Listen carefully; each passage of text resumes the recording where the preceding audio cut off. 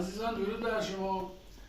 یه سری دوستان گفتن که برای این مهرهای فیک و قلابی یه توضیحاتی بدین که ما متوجه بشیم. عزیزان اصلا این مهرها اونجوری فت و فراوان نیست که به راحتی بخواد در دسترس قرار بگیره. دوربین بیا جلو. اینا یه نوع سنگن که تراش میدن، بعد جذب آهنربا داره، همونجور که ببینین جذب آهنربا داره.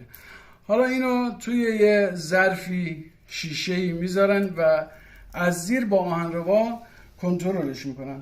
ببین ما یه جفتشو فاصله دار از هم میذاریم، بعد روی شیشه گرفتم که تمیز شما این کلک رو متوجهش بشین. ببینید عزیزان، این کلکی که میزنن به این صورته که میگن این راه میره، این راه رفتنشه، اینم جذبش.